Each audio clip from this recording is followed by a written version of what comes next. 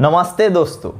हाल ही में आप सब जब भी गोदी मीडिया के अलावा कोई भी इंटरनेशनल न्यूज़पेपर देख रहे होंगे तो आपको एक खबर तो जरूरी दिख रही होगी जिसमें रसिया और यूक्रेन के विवाद के बारे में दिखाया जा रहा होगा। और यह भी कहा जा रहा है, कयास यह भी लगाए जा रहे हैं कि जल्द ही हो सके तो तीसरा विश्व युद्ध शुरू होने वाला है। यहाँ तक कि अमेरिका ने अपने सारे नागरिकों को जो यूक्रेन में रहते हैं उनसे यह अपील की है कि आप जल्द से जल्द यूक्रेन को छोड़ करके अमेरिका वापस चले हैं, नहीं तो रसिया जब भी हमला करेगा तो अमेरिका की सेना उन लोगों को बचाने नहीं आएगी। तो इन सभी चीज़ों को देखते हुए कयास यह लगाए जा रहे हैं कि तीसरा विश्व युद्ध जल्द शुरू होगा।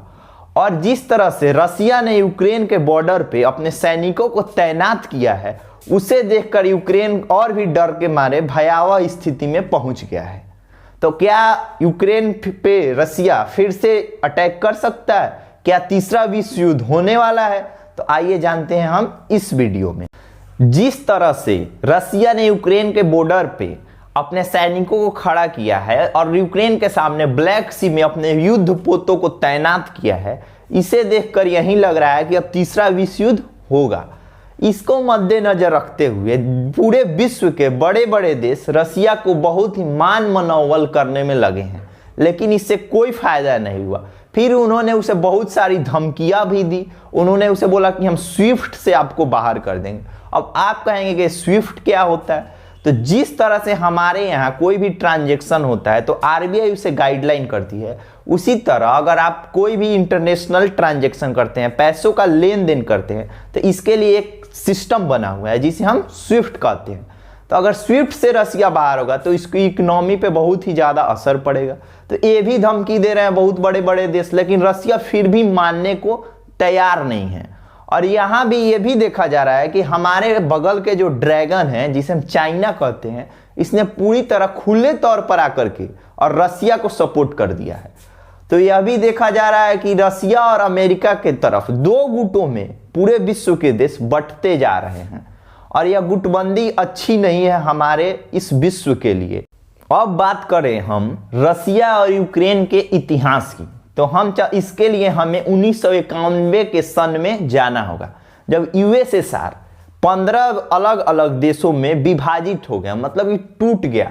उसी का एक बड़ा हिस्सा जिसे हम आज रसिया कहते हैं और उसी का एक छोटा सा हिस्सा था जिसमें यूक्रेन कहते हैं। इसमें कजाकिस्तान, तुर्कमेनिस्तान, ये सब भी बहुत सारे देश बटे और 15 देशों में यूएसएसआर टूट गया। अब आप कहेंगे कि यह तो एकदम इंडिया की तरह दिख रहा है। जैसे इंडिया भी, मान लीजिए जब पाकिस्तान हमसे अलग नहीं हुआ था तो इंडिया में ही पाकिस्तान था, बांग्लादेश भी था।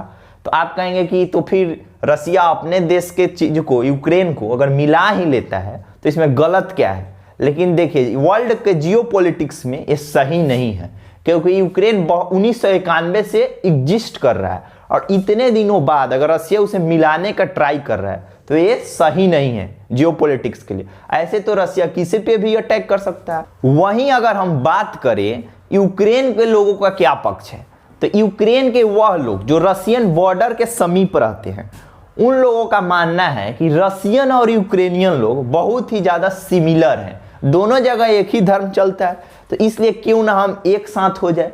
लेकिन ज़्यादातर जो आबादी है यूक्रेन की, वो लोग चाहते हैं कि हमें यूरोपियन यूनियन को ज्वाइन कर लेना चाहिए।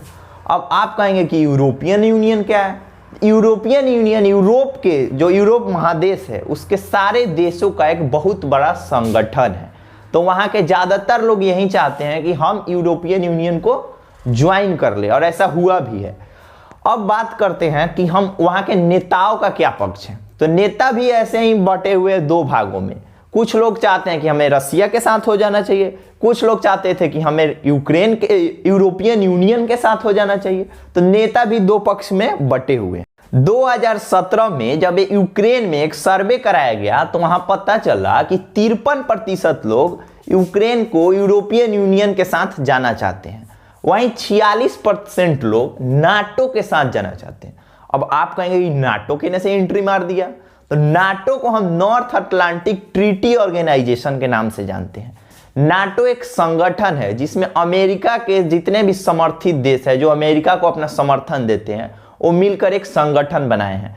और इस संगठन में एक और चीज है, अगर आप नाटो के जितने संगठित देश है इसमें से आप किसी एक पे हमला करेंगे तो यह पूरे नाटो सदस्य पे हमला कर माना जाएगा।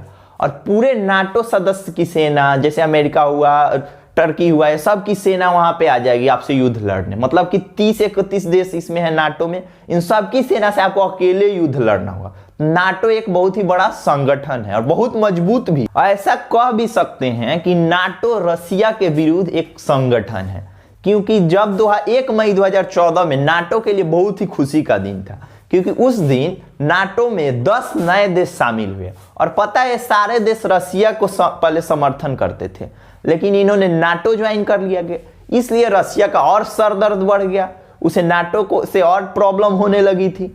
और ये सारे जो 10 नए देश ज्वाइन किए, इनकी सारे की बॉर्डर रसिया से मिलती है। जब नाटो का फॉर्मेशन वर्ल्ड वार 2 के बाद अमेरिका ने किया तो रसिया भी कहां पीछे हटने वाला था। इसने भी अपना एक संगठन बनाया जिसे हम वार्सा पैक्ट के नाम से जानते हैं। लेकिन सन 1991 आते आते वार्सा पैक्ट खत्म हो गया, क्योंकि रसिया ही बेचारा 15 देशों में टूट गया और वार्सा पैक्ट पूरी तरह से बर्बाद हो गया। अब बात करें नाटो की, तो वार्सा पैक्ट तो टूट गया, लेकिन नाटो में अभी भी कुल 30 देश है और यूक्रेन भी इसका हिस्सा बनने की कोशिश में लगा हुआ है। अब यूक्रेन की बात करें तो यूक्रेन का एक बहुत ही लंबा बॉर्डर रसिया के साथ मिलता है। अगर यूक्रेन नाटो में शामिल हो जाता है तो इससे रसिया को बहुत बड़ी दिक्कत हो सकती है। हो सकता है कि अमेरिका अपना एक बेस कैंप यूक्रेन में बना ले और वहां अपने सोल्जर्स को तैनात कर ले। यही सब डर के कारण रसिया हमेशा से यूक्रेन को नाटो में न शामिल करने की मांग करते हुए आ रहा है। और यूक्रेन को नाटो में शामिल करने के लिए पहले 1997 में यूक्रेन नाटो कमीशन बनाया गया, जिसमें यूक्रेन और नाटो पार्टनर बन सकते हैं। और ठीक 11 साल बाद नाटो में शामिल होने के लिए यूक्रेन ने अपनी सहमति जता दी और उसने कहा क्यों ना इस दोस्ती को हम रिश्ते में बदल दें। यह सुनकर नाटो भी बहुत खुश हुआ कि हमारे संगठन में एक और देश आ रहा है। और नाटो ने यूक्रेन को कहा कि आप मेंबरशिप प्लान पे काम करना शुरू करें। इसका एक प्रोसीजर होता है और नाटो में शामिल होने के लिए यूक्रेन की संसद में एक बिल भी लाया गया, जहां से इसे पास भी किया गया। फिर हाल ही में यूक्रेन के प्रेसिडेंट की मुलाकात नाटो चीफ से ब्रुसेल्स में हुई और उन्होंने नाटो चीफ से कहा कि हम नाटो को ज्वाइन करना चाहते हैं रसिया के रोक के बावजूद भी। अब इससे आपको यह साफ तो जरूर हो गया होगा कि रसिया को इससे बहुत ही ज्यादा आपत्ति है यूक्रेन को नाटो में शामिल करने को लेकर के। और इसी मीटिंग के बाद, नाटो और यूक्रेन के मीटिंग के बाद, रसियन प्रेसिडेंट ने पहले जो बाइडेन से वीडियो मीटिंग की, फिर उन्होंने इंग्लैंड के प्रधानमंत्री से वीडियो मीटिंग की, फिर फ्रेंच प्रधानमंत्री से वीडियो मीटिंग की।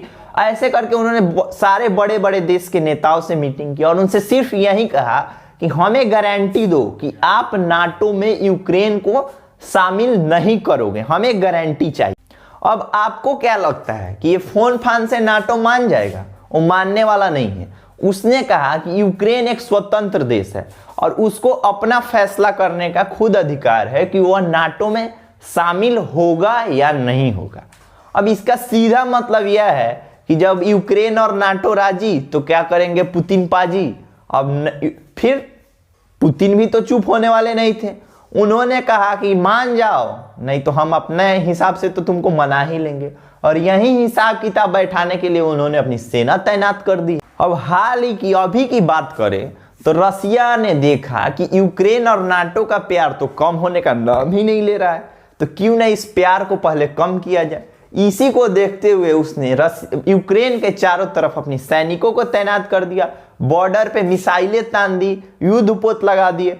कुछ लोगों की माने तो रसिया बॉर्डर पे ब्लड को भी कलेक्ट करके एक जगह जमा कर रहा है। ये कुछ न्यूज में बाहर भी आई।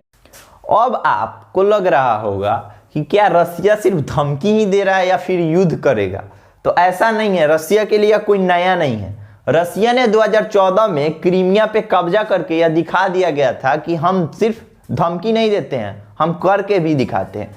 क्योंकि 2013 में जब यूक्रेन यूरोपियन यूनियन में शामिल होने के लिए बढ़ा तो उस टाइम यूरोपियन यूनियन ने उसे कहा कि आपको अगर यूरोपियन यूनियन में शामिल होना है तो आपको यह दिखाना होगा कि हम एक डेमोक्रेटिक कंट्री है, और इसके लिए आपको अपने अपोजिशन लीडर जिनका नाम यूलिया टॉमस फोर था, उनको जेल से रिहा करना होगा। अब यह देखकर रसिया की तो नींद उड़ने लगी, और रसिया ने यूक्रेन को धमकी दी कि अगर आप यूरोपियन यूनियन में शामिल होते हैं तो हम आपके साथ आयात बंद कर देंगे, आप हमसे ट्रेड तो भूल ही जाओ, हम आपको पनिश भी करेंगे, और अगर आप यूरोपियन यूनियन में शामिल नहीं होते हो तो हम आपको रिवार्ड भी देंगे। और रसिया ने उस टाइम यूक्रेन को $15 बिलियन का लोन देने का मन बना लिया, मतलब कि समझ लीजिए सीधा सीधा घूस देने का मन बना लिया, और यह भी कहा कि हम आपको कम दामों में, सस्ते दामों में गैस भी